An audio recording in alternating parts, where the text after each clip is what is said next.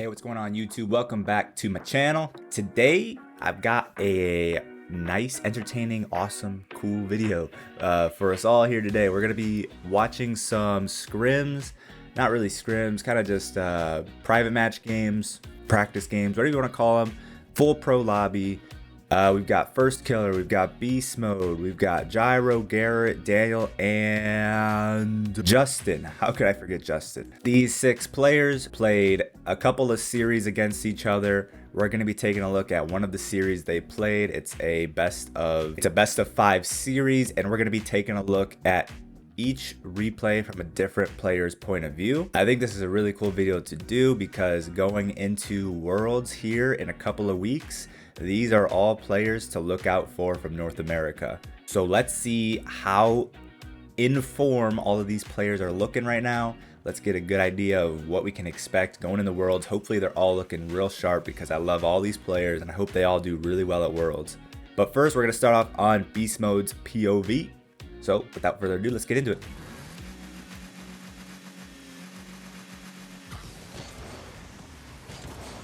Starting off, Firstkiller not wanting to do the kickoff, sending Beastmode for the kickoff, which is interesting considering Firstkiller's such a huge ones player.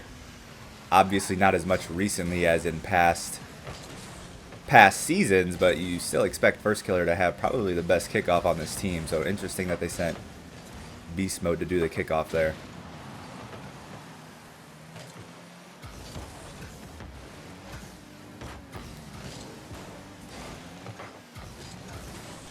Firstkiller with a nice, easy cleanup off of the backboard. I thought Beastmode was going to go for the double tap after he did an infield pass that. Must have been some great comms calling Firstkiller in to take the shot. Gyro going to go high. Beastmode plays his role there perfectly, just forces Gyro over him. Firstkiller's on the backboard waiting for the touch. That's exactly how you play out that situation. Firstkiller executing some nice wall dashes. Haven't seen Firstkiller use a lot of wall dashes in his gameplay, so good to see him stepping up his mechanics just to be that little extra bit faster. His teammate AJ, super well known for using wall dashes. AJ's a monster with those wall dashes. Another player who's a monster with wall dashes is Evo. If you've never seen Evo play, oh my god, that guy uses wall dashes like a maniac.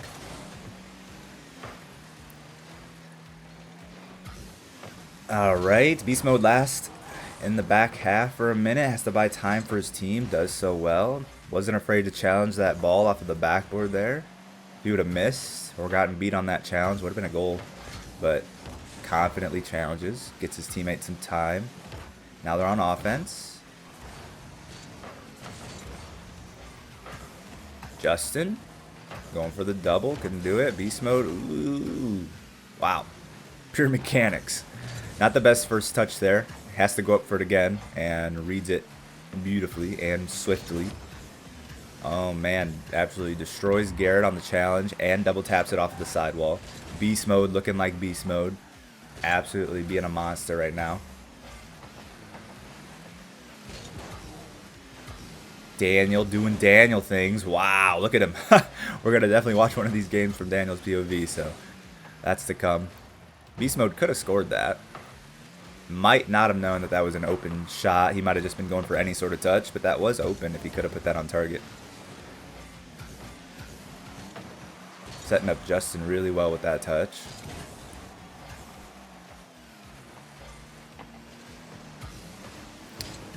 Right. Beastmode challenging, just challenging the shooting option there. And wow, beautifully slots that shot.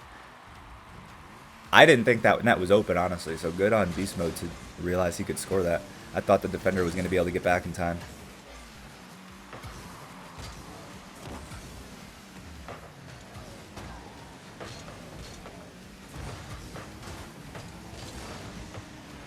A little bit of a mishap.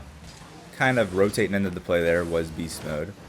Bumps his teammate in the process, but these guys are so good that if Beastmode wants to rotate into the play, hey, who am I to tell him not to, right? Just kidding. Even at this level, fundamentals are still really important.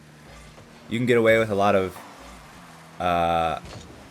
you know, less than fundamental rotations, because at this level everybody's so good at adjusting their spacing and positioning to account for some weird rotation. But you know, at the end of the day, if beast mode doesn't rotate into the play there, he doesn't bump his teammates, and they probably don't get scored on. Fundamentals are still important even at this level.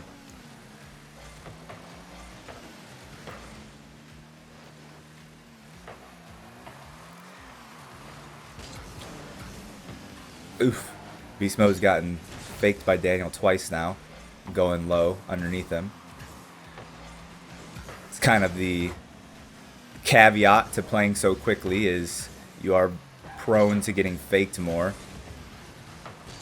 I'm sure you guys have all noticed in ranked, when you're playing fast, you're also more likely to get faked. Just kind of a double-edged sword.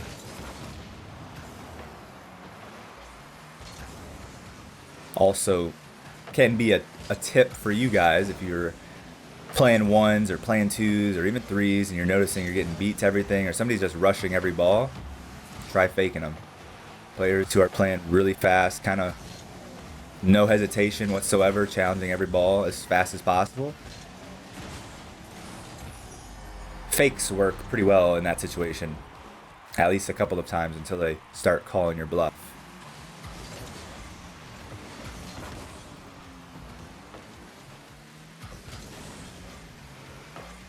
Two with 15 seconds. We gonna end this in regulation, or are we going to overtime?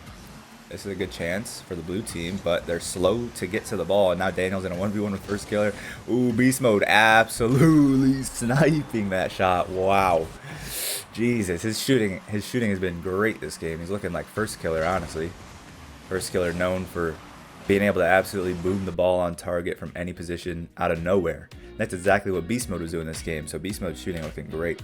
All right, let's get into game number 2. All right, game number 1 went to Firstkiller, Beastmode, and Jstn, and now we're here on Aquadome for game number 2. We're gonna watch from Jstn's point of view now, and let's see how it goes.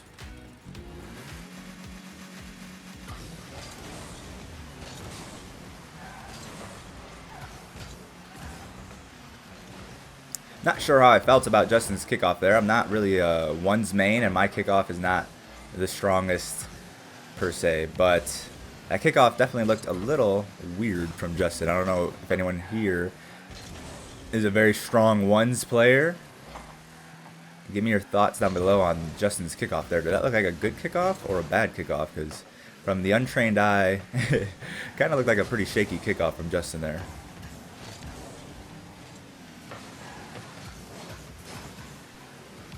Jstn making a slow play. Not really. I don't really like Jstn taking that ball away from beast mode, I believe that was, but it worked out all right for him.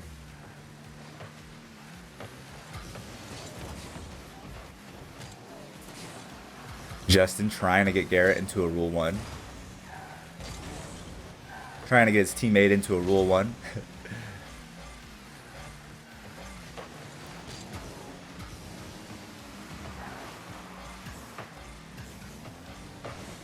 Jstn boost starving Gyro over on the side of the map. Should be an open net shot. Ooh, Jstn misses the open net.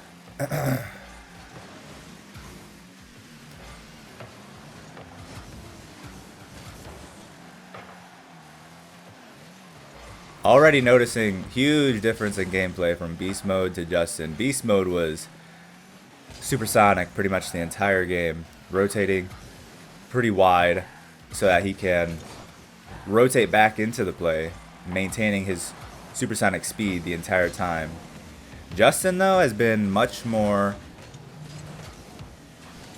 slow and I would say aggressive. You know, he's not playing as fast as beast mode, so it's weird to say that he's being more aggressive, but I think he's challenging the ball as often as possible. He's always making sure that he, if not his teammates, he is always putting a car on the ball, on the play, never giving the opponents a free opportunity on the ball.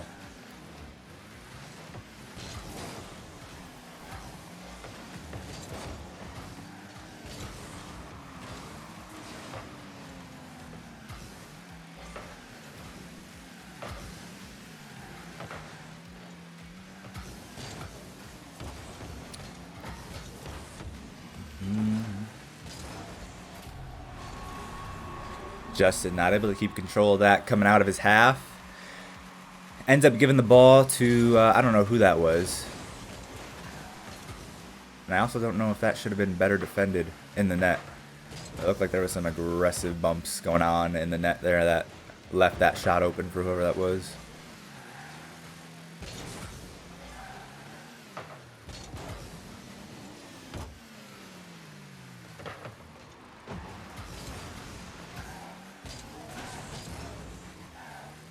Jstn low boost, all alone in the back half for a moment. Does well to get it out and to Firstkiller, which is really impressive. Just going to shoot one on target. Put a little bit of pressure on the defense. Trip up or demo Gyro on his landing. Again, Jstn just being sort of that nuisance player for his team right now. Great read, but he's going to need one more touch. Ooh, doesn't get it. Beastmode bails him out. And Firstkiller able to get a block on the next one. All right.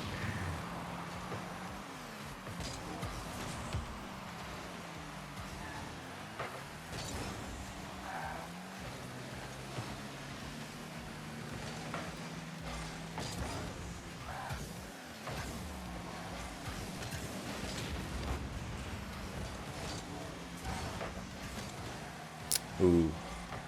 Oh, what was that from Firstkiller? I feel like he could have shot that. May have been trying to predict a touch from the defense, though, and trying to get a dunk.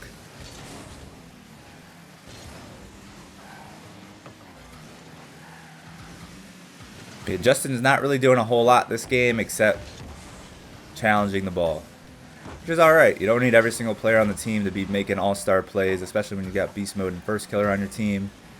You know, this could be a really good play style for Jstn to be utilizing.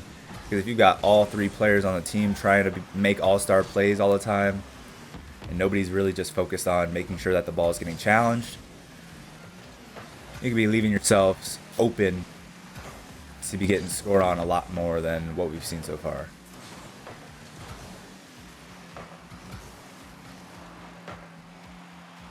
Jstn with 23 boost. Just gonna have to try to keep this alive.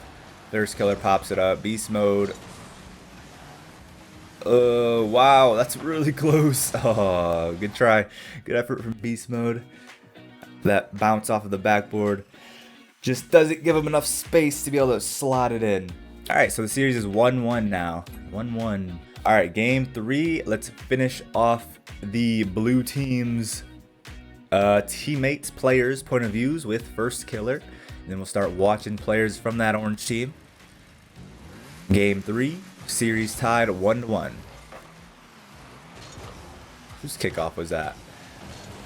I want to go back and see whose kickoff that was. I think it was Jstn's, but I'm not going to because I don't want to make this video too long. But I think that was Jstn's kickoff. Got absolutely destroyed in the worst way possible. So yeah, Jstn's kickoff might need some work before Worlds here. Not what you want to see if you're an NRG fan. Because teams have got some really good kickoffs nowadays, especially the European teams.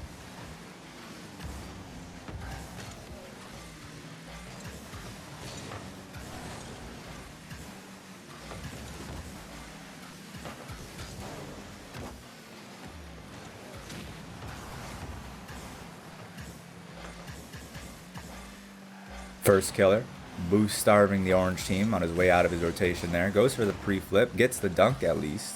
Good effort by Firstkiller.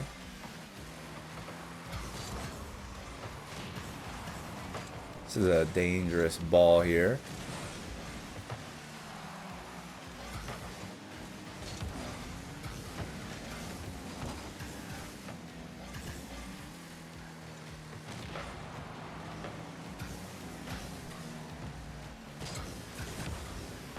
Firstkiller going for the double tap. Gets it across the front of the net.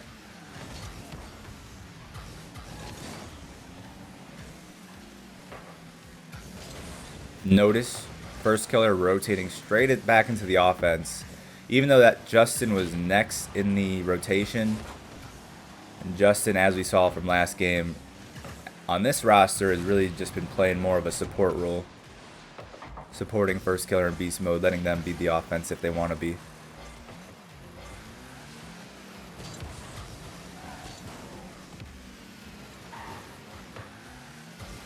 Firstkiller not able to do as much as he probably could have done with that last play, with that last possession.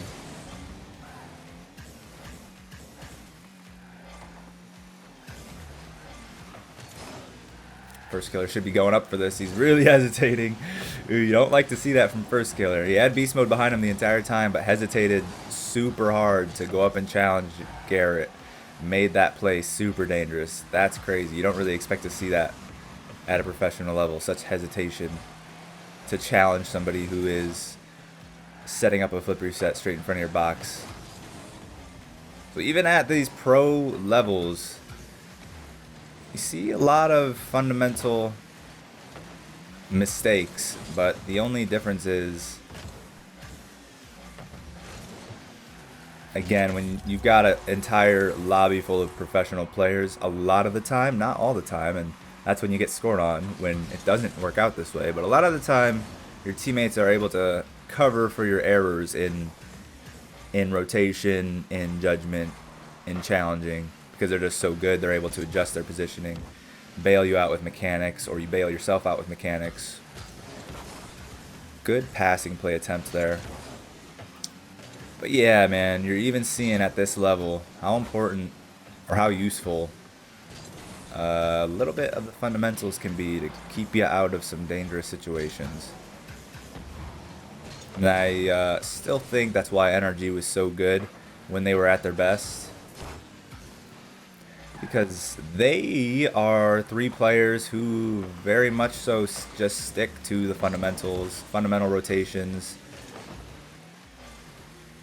And they do so perfectly, and they do so just at an extreme speed, and I think that's why they were so good.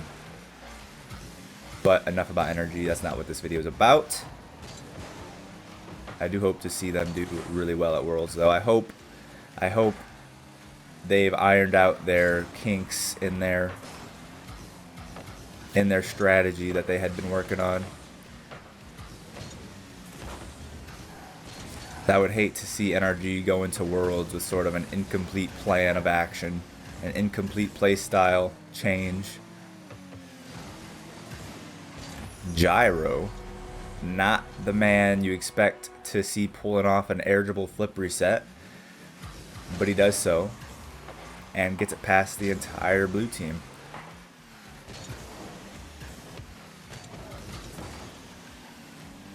Gyro, I believe, plays for Rogue these days. Firstkiller. Oh, did he get it? Nice. Nice. Probably too little too late, but good, quick solo play by Firstkiller. To at least give the blue team a chance here.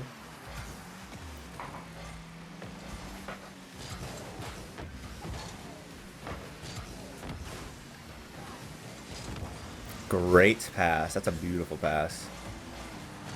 Almost caught Gyro out with how fast and accurate and just well placed that pass was.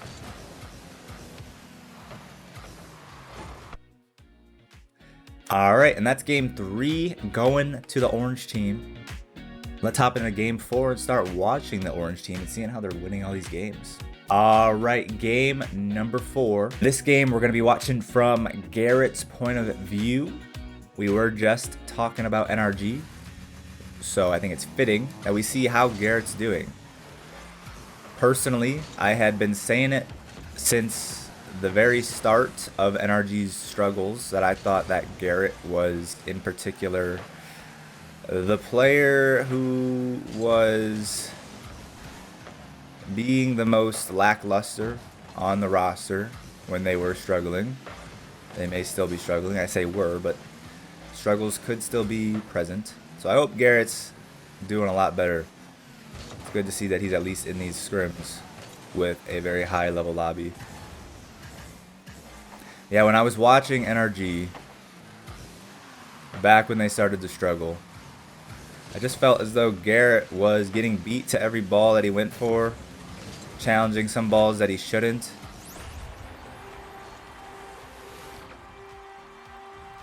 And that's kind of how the first goal is scored in this game.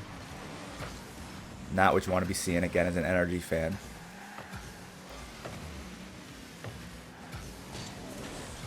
Oh no. It's fine. It's still early in the game. It's fine. Garrett's gonna prove me wrong. I know it. Right, Garrett?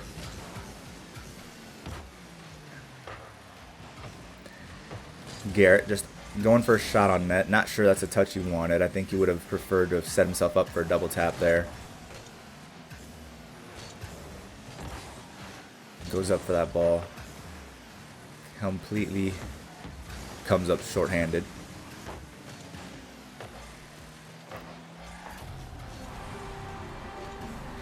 Yeah, when NRG was really struggling, I definitely pinpointed GarrettG as the you know, it's obviously a team struggle, but as the weakest link on the roster. A lot of people were saying it was Squishy. Nobody really saying it was Jstn because everyone loves Jstn.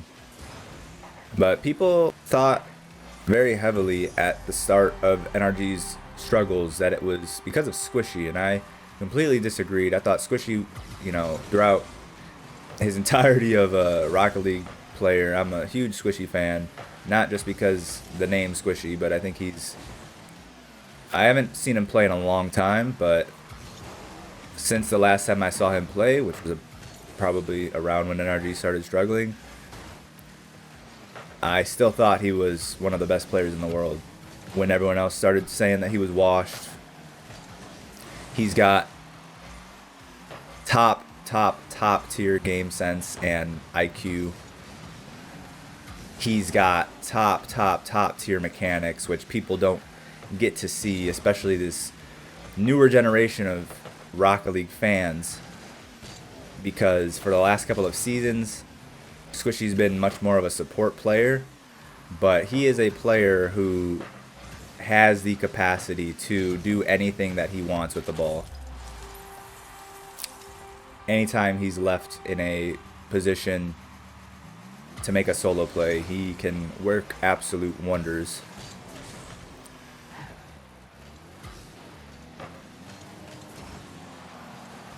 And I think people are starting to, towards more recent times, people are starting to come around to the realization that Garrett has really been the factor on NRG that has been missing. I think that's the nicest way to say it. Rather than pointing the blame on to Garrett, we say that he's the factor that NRG is missing, because in the past he's been such a strong factor for NRG, the clutch factor. This guy was another player like Squishy who, when needing to make a big play, Garrett could make a big play. And I think he just sort of lost that factor, that ability recently. But that's going to be a 5-1 win for the orange team. Garrett slotted a couple of open nets, good solid reads. So he did well that game, but I still saw some past mistakes coming through, which you don't like to see. This video sort of turned into an NRG rant, but he was still challenging some balls he shouldn't have been and getting beat to some balls, making some whiffs. So, man, that form of Garrett, although he scored like 3 goals that game, 2 goals, couple of solid reads to put in some open nets. I hate to say it, but if that's the Garrett we're going to get at Worlds, it's not looking too hot. And Jstn didn't look amazing either. But again, this was just one series. These players are not playing with their normal teams, and they're having to play roles that maybe they don't usually play on their roster. That's the end of the series, though. The only player we didn't watch is Daniel, which is unfortunate. Too bad this didn't go to Game 5, where we could have watched every single player. But if you want to see a Daniel replay review, I do have one on my channel actually already. I'll put it in the card up above in that direction. Click on the card if you want to see some Daniel POV games. It's an old one. It's when he sort of first shot into the pro scene, but it's a good video and a good replay analysis. So hope you guys enjoyed the video. If you did, make sure to leave a like on the video for me. Subscribe if you're new and you like educational Rocket League content, because that's what we do here. I post educational content that's really focused and centered around making you guys better players. So when you get to my rank, I don't have dookie booty teammates. Just kidding, but not really. So subscribe if you want to be good at the game. That's what I'm gonna make you. I'm gonna make you good. Comment down below what team you're rooting for at Worlds. I'm actually gonna be there. Just let you guys know I will be at Worlds. Look for me if you're watching the VOD at home. I don't know how you're gonna find me, but keep an eye out. Maybe you'll see me. I believe I have sort of the front row tickets, not front row, but you know, the front of the stage. There's three sections, right? Front, middle, back. We've got front seat tickets. So keep an eye out for me at Worlds. I'll be there. First time going to a LAN, and it's Worlds in Dallas, actually in Fortworth, Texas. We'll see how our first Worlds go. It's gonna be cool. It's gonna be fun. I'm excited. See you guys in the next video. Peace.